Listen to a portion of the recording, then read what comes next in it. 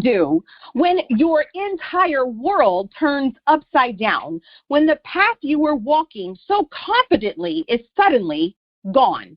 At 28, living a vibrant, active life, our guest today, Daniel MacQueen, found himself faced with that very question. After an eye appointment turned into an urgent trip to the hospital, Dan's life changed in the blink of an eye.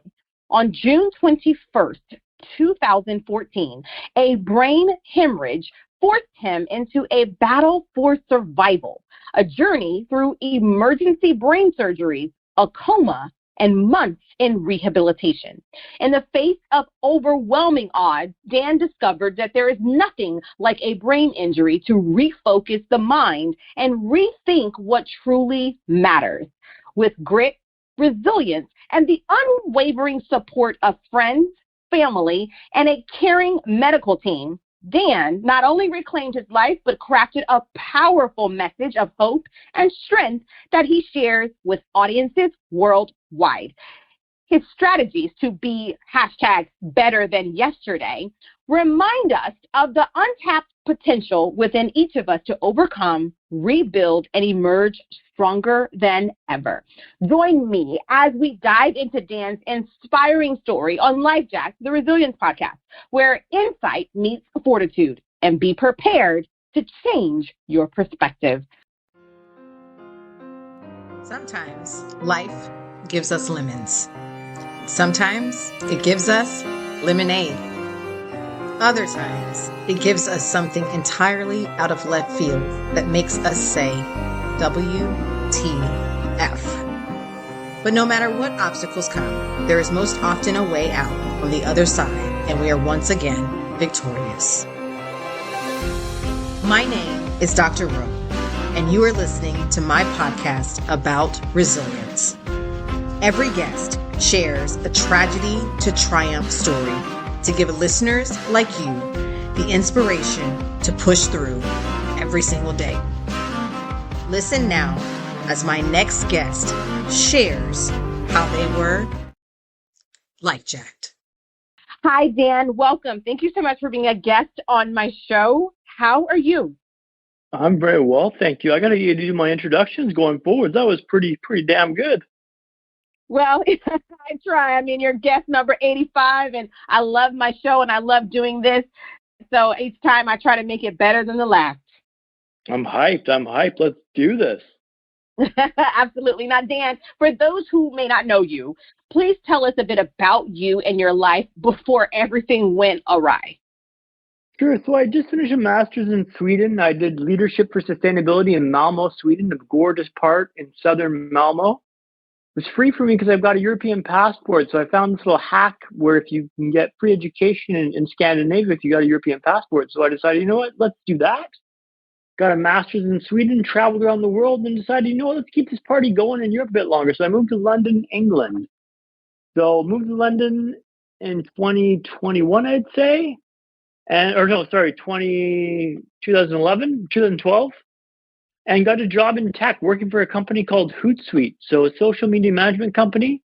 I worked as an implementation specialist, so training clients on the platform. I worked in EMEA, so Europe, Middle East, and Africa. So think clients in Saudi Arabia in the morning to Italianos in Milano, Italy in the afternoon, and then a client in the interior of London in the afternoon. So quite a wide variety of clients and a good experience. And I started having these headaches. That work, I missed a day of work, went to get my eyes checked or went to the hospital. They thought it was a vertigo. They sent me home.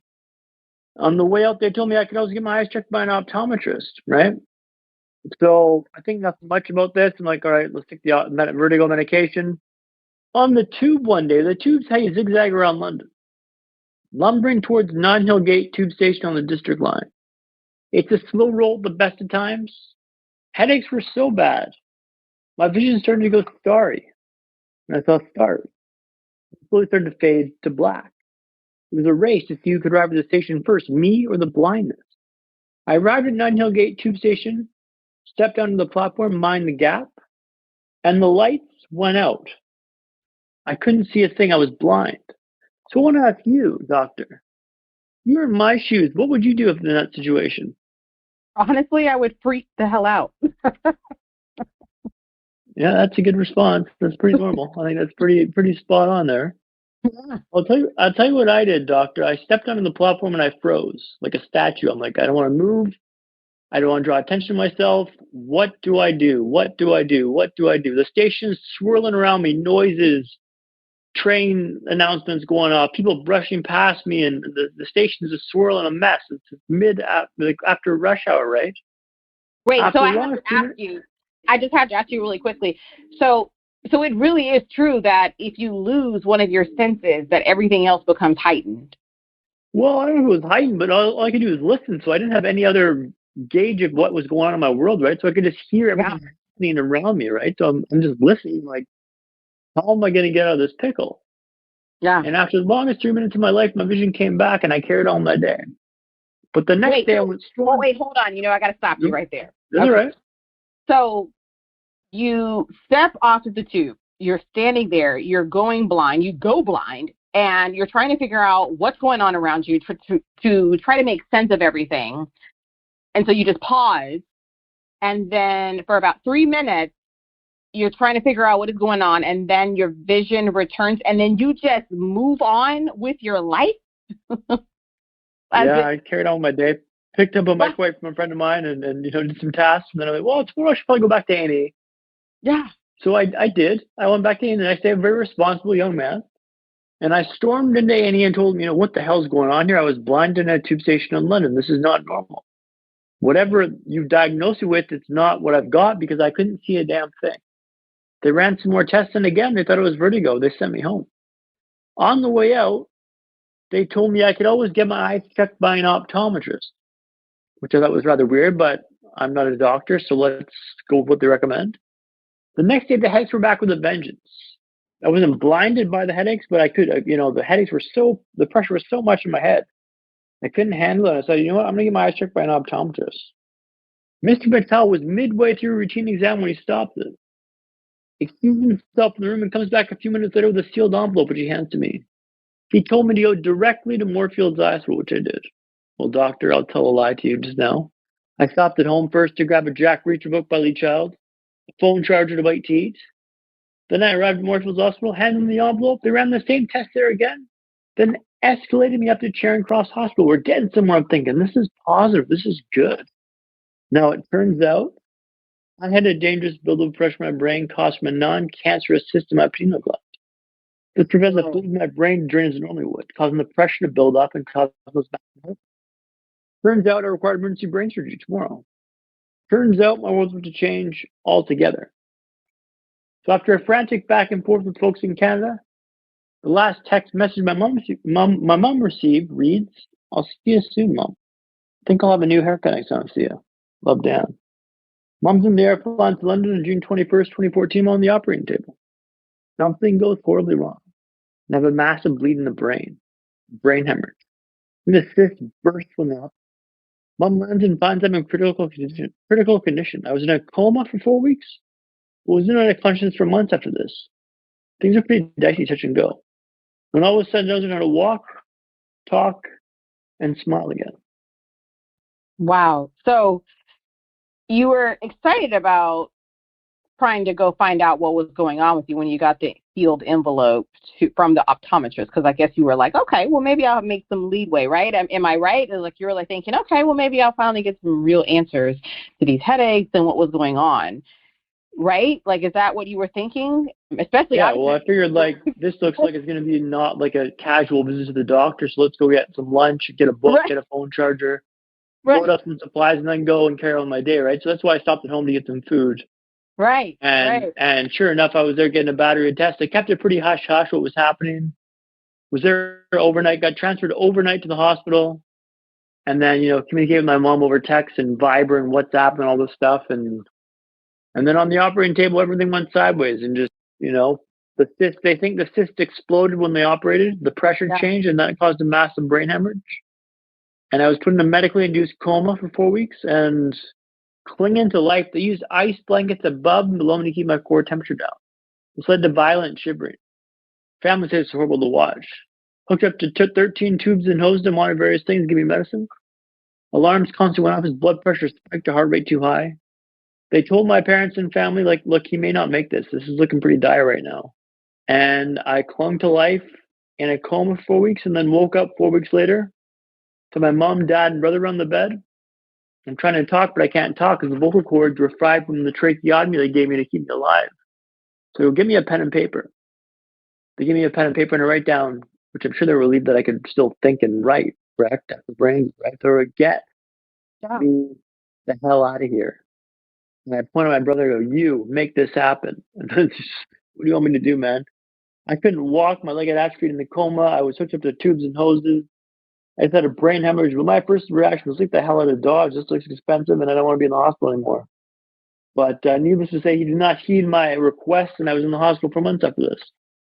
I mean, talk about the ultimate life jacked moment, Daniel. I mean, seriously, like, I have a lot of guests that come on and talk about, these couple of them are just minor inconveniences. A couple of the stories are really tragic and traumatic like yours. But I tell you, like you said, you were living your dream life. You were doing whatever the hell you wanted to do. You were over in Europe. You were just living your life. You had a nice job and, were able to connect and network with people all over the world and just doing what, you can do at 20 something years old, like exactly what we're supposed to do is just do whatever you want and live your life. And as I describe what life jacked is that when it's an unfortunate or unplanned event comes along and jacks with your life. So ultimately, you definitely were life jacked, like seriously. So I have to ask you, you say that you have relied on perseverance and resilience to relearn basic life skills, because like you said, you had to learn to smile again, learn to walk again, learn to talk again, when it was something that you totally didn't expect, and things that you already learned how to do up to 28 years of your life, and now here you are having to do it again, but now you're 28 having to do it as opposed to over time when you had to do it when you were younger. So, like, how did you fix your mind to go through all of this rehabilitation? Yeah, well, it's a very pertinent question because, I mean, it wasn't something I chose to go through and not something I'd recommend anyone to go through myself. But I quickly came to the realization that, look, you're still alive, man. And they didn't think you'd make it through the coma. They didn't think you'd make it through the brain hemorrhage, but you're still alive. So you're not dead to rights. And I quickly realized, like, there's no point worrying about why this happened or, what. I'm in the situation now. This is my new parameter now. This is acceptance piece. And you can choose to face this, like you can go through it or grow through it, as my friend Keith Sampson says. And like, I quickly realized, like, I've got a lot left to give here still, and I want to rehab as best I can. So I started getting to work and, get that wheelchair. It took 45 minutes to get into the first day.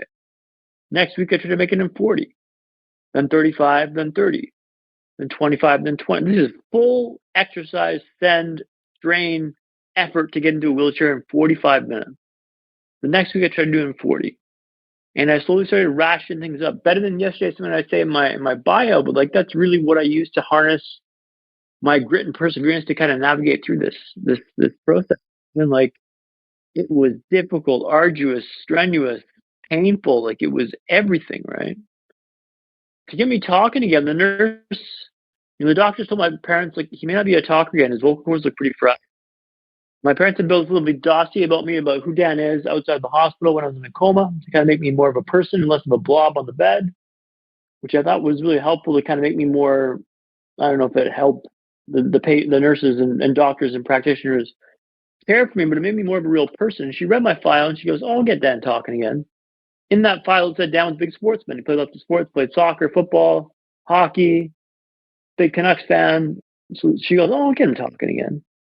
Took me down to the park. There were some kids playing football across the park, soccer across the park. She goes, Dan, those kids across the park, they don't think you're good enough to talk, Dan.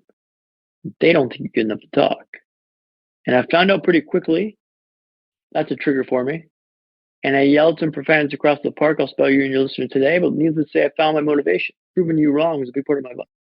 She found out I was, a sportsman, probably pretty competitive, and then she just ignited that competitive fire in me and let me run with it. but massive step on her side, but like it worked, and it was a harnessing moment for me to realize like that really motivates me. I want to share a story about in the hospital learning to walk in, if I may, with your group. Is that okay? Yeah. Well, give me just a moment. Let me ask you a question, and then we can get to that.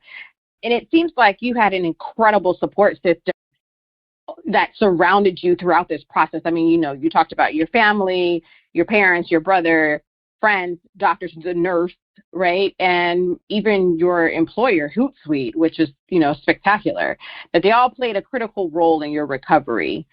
So, massive. Yeah. Can you share, a specific story in ways that, support really helped you kind of clamor back to your life? Yeah, for sure. So the one story I'll share is my friend Claire Ferguson, or Claire Nash, came to visit me in London before she went to Scotland for a visit. She came to visit me in Wolverhampton. I was in a wheelchair when she came down to visit me, and she goes, "Dan, you're recovering so well. You're trying so hard. You're doing so well. You're doing awesome."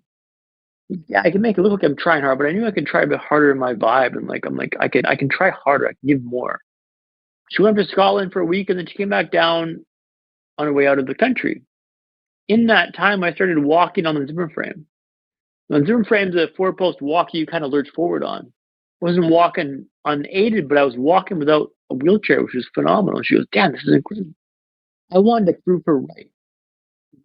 Part of my motivating factor, proving you right, proving you wrong, massive, massive motivating factors for me. But visits from friends and family in the hospital, my job was phenomenal. They told me, "We got you. Take your time. You got a job when you come back. We're going to support you." They gave me, my parents went to visit the office, gave them a swag bag and all this free stuff. And I had food delivered to the flat when my parents arrived, a free cell phone provided by the company to allow them to make phone calls back in Vancouver. They went above and beyond to make this work. And I got lots of gratitude for that company. And, really showed that I was valued as an employee and as a person. And that support system is insurmountable. I can't put a price on what they did for me there. That bred so much loyalty and compassion for the company from me, and I wanted to pay them back for all that effort and good faith they gave me. Well, that's awesome. And I know rebuilding after such a life-altering event requires great courage and determination, which obviously you have a lot of, because like you said, you found your triggers. Like, don't tell me I can't do something, which is awesome. That is just like a true athlete. I love it. I love it. So, when you think back to your rehabilitation, what were some of the most significant hurdles that you faced, and how did you overcome them? Good question. Well, that was probably first and foremost the most obvious thing to kind of combat and to address. And that was to avoid the pity spiral, to avoid the woes me mentality of like, why did this happen to me? And to kind of realize it's not fair that it happened, but guess what? It's your responsibility now to navigate this change and to get out. One of the most difficult things was I was in a wheelchair for the first 4 months of the operation because I got activated in a coma. The way they got me walking again was they suggested I undergo this, not experimental, like a new sort of treatment where they'd inject me with Botox in the back of my leg to loosen up my knee. And then I'd wear a splint every night to help stretch out the leg muscle back to shape. And that Botox injection was the size of a samurai sword, I swear to you. It was so huge. But I wanted to improve it and to chase this down. So I wore the splint the first night, no issue, no stress. This will be easy, I thought. This will be easy. Hinting it's not going to be easy, doctor. So the second night, I wore the splint for 20 minutes. It was painful. 30 minutes, it was dreadful. 40 minutes, it was unbearable. Buzzed the nose. And quickly, take the splint off my leg, please. I can't handle the pain. But I caught her elbow before she left, and I told her, tomorrow, we're doing this for an hour. I'm a walker. I can handle the pain. Big talk, right? Third night, they wrap the leg, tie it off with the ankle. They give me the clicker, the nurse call button. They go patrol the Wilson ward. Now, the Wilson ward was an L shape, so short on this side, long on this side. Short on this side, long on this side. But even in that hospital room that smells like only a hospital room can smell. Sanitized, sterilized. It's clean, but you wonder what sort of atrocities make thinner the guys that lemonade zest. With 10 minutes, the leg's painful. After 10 minutes, like 30 minutes, like I start passing the clicker back and forth, trying to distract myself with pain. And doctor, I've got double vision from the brain injury. which means I see through everything in the world, which is quite distracting and disorienting. It means I can't see this clicker going back and forth. I'm kind of groping at this. And as the pain ratchets up, my throat's a little more enthusiastic. Inevitably, I drop the clicker and it lands on the hard linen on the floor 3.5 feet down. Sugar, I say. I do not say sugar, doctor. I look over the edge of the bed. The clicker's lying on the floor looking back at me. If I get that clicker, I can stop this pain. I can end this monstrosity. Only problem was the fall from that height might break my arm. In fact, I figured about a 50-50 chance you'd break my arm. A coin flip, not the best odds. I changed tack. I'm trying to untie the splint, but it's tied up at the ankle, not at the hip. I can't reach that far down. I'm not that flexible. Help. I'm yelling. The ward the Wilson is an L said, right? Sword on this side, long on this side. But the far in the ward, they can't hear me for help. I decided to flip the coin, drop down and grab the clicker. Even if I break my arm, the splint's got to come on my leg. That's priority number 1, 2, and 3. I lower myself off the edge of the bed, and I crash down in a heap. Blankets, wires, cables. It was an absolute yard sale. The arm holds, and I hammer the clicker, expecting the nurses to come bursting into the room like the bats has been put up. They kind of stroll in 5 minutes later. What are you doing on the floor, love? First of all, I say. Fantastic British accent there. Where did you say you're from again? No, doctor, I didn't say that. I said, let's pull the splint off my leg. Please, I'll tell you all about this. It's not what happens to you, but how you respond to it matters, right? The reason why I'm telling you this story is I learned 3 lessons from this experience. The first lesson being, and probably most obvious, was let's not pass the clicker back and forth. That's a bad idea.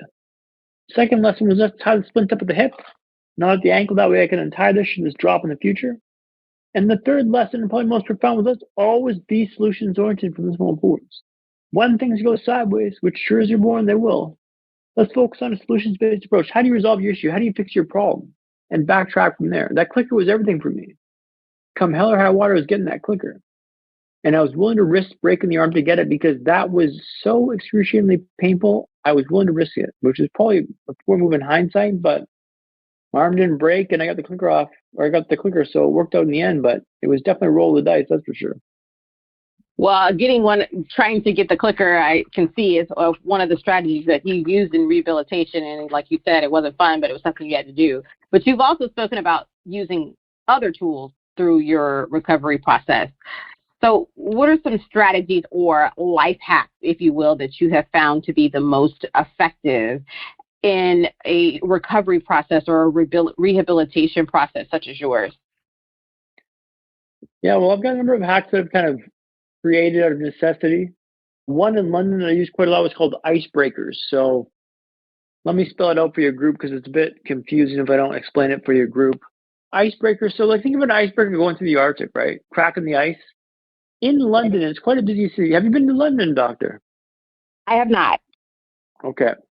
So London's got some busy spots. It's, pretty busy at times, like Oxford Circus, Piccadilly Circus, or a bloody circus, that's for damn sure. And walking in these situations is quite strenuous and difficult. But if I can find an icebreaker, someone to walk behind, and I walk pretty close behind them, they break the ice for me. And I can save bandwidth by letting them break the ice for me. That was one of the hacks I created after the brain injury. Betting on the ponies, another one that I used to love doing on the tube. Betting on the ponies is trying to find someone who looks like they're getting off at the stops ahead and position yourself to get the seat so you can sit down. Sitting in the tube allows you to refresh and recharge your battery and not strain yourself too much. By being able to rest yourself, it saves a lot of bandwidth and battery for other activities you want to do. But I've got a big morning routine that I follow every day, doctor, that I'm really with doing. What's that? That involves waking up. Today I started doing a new routine. Well, add an element to it. I started doing push-ups in the morning. So I woke up, I took care of some business, and we had to take the and the cycling. Did that. Came back and did some push-ups. Did those, and then I jumped in the shower, and the shower cold. Why do I have the shower cold? Well, they say the dopamine that's released in entering the shower cold is equivalent to a bump of cocaine or a tab of ecstasy. Allegedly, of course, allegedly. But it gives you a giddy up and go that you can take on the day and have some struggle in your vibe. I know you can do it. After this, I meditate. Get myself geared up, full breakfast, on to start the day. Every day is kind of similar. I gear up the same way to allow myself to reboot and recharge and take on the day. But by doing hard stuff, and ingrain that in my body, I know I can do hard things. And you start building up this evidence locker that says you do what you say you're going to do. That cold shower is never the first thing I want to do in the morning, but I do it every morning because it's something hard to do. By stacking these difficult tasks on top of each other, you get to show yourself that you can do what you say you're going to do. Keeping promises to yourself is the most important thing you can do. I've got a new one that I just created a little while ago. I'll share with you now. I swim. So I swim for exercise most weeks, 3 times a week. Last week only did twice because my my pass ran out for the month and it's refreshed next week, which is cool. I'm in the sauna, right? I'm in the sauna for maybe 5-10 minutes. I'm sweating buckets. It's getting hot. And I decide I'm not the next one out of the sauna. In walks this middle-aged lady, Asian lady. She's down beside me. I'm like, oh, I'll for sure be able to beat her. Fine. She goes into this like yoga pose and starts breathing like an East God or something like this. I'm like, oh my goodness, what have I set myself up for? This is going to be failure for sure. And I'm breathing heavy, I'm panting, but I'm not the next one out of the sauna because I've said this out loud. Thankfully, about 5 more people walk in, sit down, and about 3 minutes later, one of them leaves, and I can leave behind them. But I wasn't the next one out of the sauna. I made that proclamation to myself, and I keep that promise to myself. I'm not the next one out of the sauna. Little things like that in the day can help you navigate change and to show that you can do what you say you're going to do. But keeping promise to yourself is the most important thing to keep it to because that's where winning is done. If you can do that and know you do that no matter what, that's how you can overcome and foster resilience. I love that. It's great advice. So follow someone that can be an icebreaker for you. Bet on the ponies. In with a cold shower. Now, that's something that I do every morning, so I can attest to that really does work. It helps me get going on my day. And meditate. And I love that. I love that. And I think that's what life is about, especially in the wake of adversity, is you have to find those little life hacks to keep you going. And I love that you have the ones that you have. Now, I can say that change often begins with a shift in perspective, and I love that you have shifted your perspective on how you deal with life. Like, this is your new normal, and you have embraced it 100% wholeheartedly, and I love and I commend you for that. So how can someone listening to this episode right now start changing their perspective to ignite their resilience and tackle challenges more effectively? Well, I'm going to share a story with you about how my perspective shift really occurred and how it allowed me to see the light side of things. So, Wolfson, the Epicenter, used to be in Tooting Broadway in South London. An area they call up and coming. Think loud sirens, drugs, gangs. It's dirty, it's hectic, and boy, is it busy. I walk with a cane, I walk with an eye patch. After 4 months in a wheelchair, I'm literally Bambi on ice. Turn the corner to walk on the high street for the first time. Immediately get slammed into myself. Stagger back a few feet. Someone scurries past me on the right-hand side. I thought I was done with the rest. Someone had been stabbed on the sidewalk over here. I'm thinking, this is a pretty wild place to learn how to walk. After a few days, I was thinking, this is the worst place to learn how to walk in the world. Can't they see I'm trying to walk here? Can't they see I'm trying here? And then one day my perspective changed. Maybe this isn't the worst place to learn how to walk in the world. And maybe this is the best. If I can walk here, I can walk anywhere. Now, Tooting Broadway didn't change, right? We went from the worst to the best in my mind, and my mood reflected that. What are you looking at in your life you're convinced is the worst? Convinced it's the absolute worst. Hey, maybe it is. You can find a way to turn down the suck a little bit, shift that perspective a little bit. Iron Mike Tyson famously said, everyone's got a plan until they get punched in the mouth. Now, your punch may not be a brain hemorrhage, right? Facts. Will be a job loss, a breakup, a diagnosis for you, a loved one. You will take that punch in the mouth. How you respond? I'm operating a compass, not a map, but a compass. It always points towards the north. Look at things like mindset, perspective, and hacks. Hacks to allow you and your team to do better than yesterday morning. My name is Dan MacQueen, and the reason why I told you that story about learning to walk in Tooting Broadway is when you change the way you look at the world look at changes. And you don't need a brain hemorrhage to understand that. So I shared that story with the group to kind of understand how this unlocked in my mind. And I realized, if I were to design a place to teach you how to walk in the world, would I want it to be easy and without strife and struggle? No, I'd want it to be tough and challenging. That mindset shift from the worst to the best made me look forward to my walks. Bump into me, crash past me, good, bring it on. If I can walk here, I can walk anywhere. So reframing stuff in your vibe in your life is so important for this. The worst, the best. And that made all the difference because then I look forward to my walks, the strife, the struggle, the strain. Like it was making me better. Like bring this on. Why me? Try me. Like let's go. I want to get going with this.